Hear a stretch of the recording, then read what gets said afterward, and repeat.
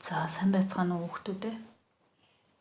Өнөөдөр багш нь та нарт өөрийнхөө хамгийн их хэрэглэдэг утасны нэгэн аппликейшнийг танилцуулах гэж байна. Энэ нь бол энэ Canva хэмээгийн аппликейшн юм. За энийг эхлээд Play Store-оос татаж суулгасан байх хэрэгтэй. Энэ хайлтын хэсгээр нь Canva гэж бичээд хайлтхийн. За тэгэхээр миний утсан дээр бол энэ аппликейшн суудсан байгаа болохоор open хэлбэртэй харагдаж байна. Суугаагүй хүмүүс дээр бол install гэж гарч байна. За тэгээ install гэдэг товчлуур дээр дарснаар уншиж дуусаад open болно. За энэ ямар учиртай аппликейшн юм бэ гэхээр их олон зүйл дээр ашиглагддаг. Ялангуяа Facebook хэрэглэдэг хүмүүсүүд их ашиглагддаг ийм аппликейшн аа. За тэгээд энэ аппликейшн энэ дээдлийн хайлтын хэсгээр нь харахаар энэ дээр юу хийх боломжууд байна тэд нар гарч ирж байна. За тэгэхээр энэ аппликейшнийг ашиглаад ийм зүйлүүдийг хийх боломжтой байна гэсэн үг байна. За бүгдээрээ хамтдаа нэгэн Facebook пост хийгээд үзье. За энэ болохоор юм бэлэн ийм темплейтүүд байна. Энэ темплейтүүдээс бүгдээрээ ашиглая. За энэ дээр free гэсэн бичгтийг ашиглах ёстой гэдгийг анхаарах хэрэгтэй. Учир нь энэ Canva хэмээх аппликейшн болохоор үнэтэй үнгүй ашиглах их юм бол 30 хоногийн хугацаанд ашиглах боломжтой. Тэр хоорондоо дандаа free гэсэн энэ одоо зүйлүүдийг нь сонгох хэрэгтэй байгаа. За бүгдээрээ удахгүй шинэ жил болох гэж байна. Энэ одоо темплейтийг ашиглаад үзье. За энэ дээр энэ үгийг солиод шинэ оны мэд хүргэе гэж бичих юм бол сая edit гэдэг дээр дараад тэгээд үгээ бичнэ. Шинэ оны мэд гэж бичиж. За ингээд шинэ оны мэд хүргээд. За тэр доотлын энэ хэсэг дээр нь бас үгийн солиод. За дэлгэр жаргалаас ч гэдэг юм уу, дэгээс ч гэдэг юм уу. Дэгний бичсэн гэдэг өөрийнхөө нэрийг тавьчих. За ингээд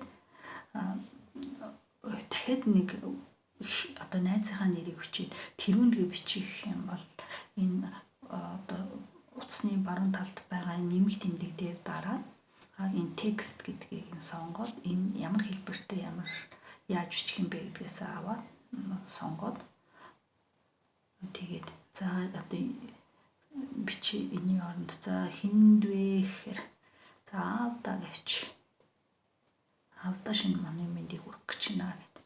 За тэгсэн чинь энэ болохоор маш том юм шрифт байгаа. Тэгэхээр хэмжээг нь багасгахын тулд хамгийн энэ доотлолт нь болохоор энэ хэмжээс нь байдаг.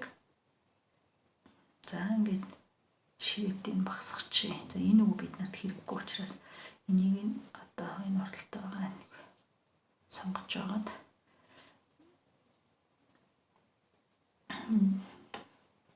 ингээд delete хийчихв. Энийг яагаад delete.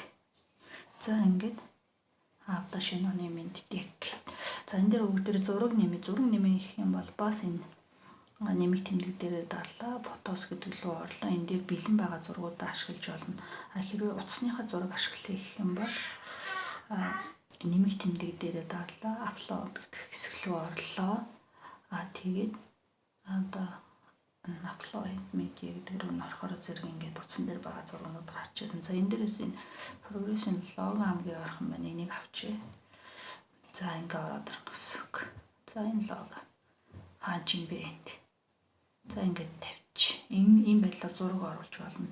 Мөн одоо энэ одоо хөгжим оруулах юм бол нэмэх тэмдэг дээр дарлаа, музик дээр дарлаа. Энэ дотроос бас энэ free гэснээс нь сонгоно. Энэ титэмт энэ Canva дотор байгаа титэмтэй бүхэн үнэтэй. Тийм учраас үнэтэй зүйлээр хийж болох боломжгүй байгаа. Бид нар энийг худалдаж аваагүй учраас мөнгө төлчих юм бол энэ худалдаж авах боломжтой болж байгаа. За ингээд тоглуулад үзье бүгд.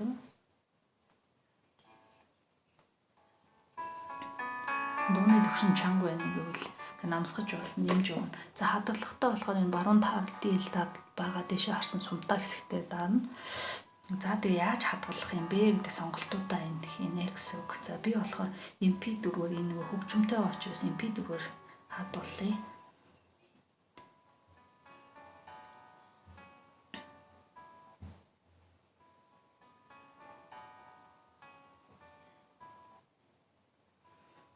За тэгээд зөвхөн Facebook пост гэхгүйгээр энийг аппликейшн их олон зүйл дээр ашиглах боломжтой байгаа. Бас хэдэн хуудастай хийх боломжтой байгаа. Presentation, за зургийн цомог, юу л бол ер нь юуг хүснээ бас хийх юм боломжтой аппликейшн байна. За хийсэн зүйл маань одоо хадгалагдаж байна. За хадгалгасны дараа ийм байдлаар гарч ирнэ. За ингэсний дараа одоо нөгөө story дээр тавих юм уу? Эсвэл ямар нэгэн хуудсан дээр тавих юм уу? Эсвэл хэн нэгэн одоо найз руугаа илгээх юм уу? Байдлаар ингээд сонголтоо хийх боломжтой байгаа. За анхаарлаа хандуулсанд баярлалаа. Одоо олон юм гоё постуудыг бэлтгэрээ. За баярлалаа.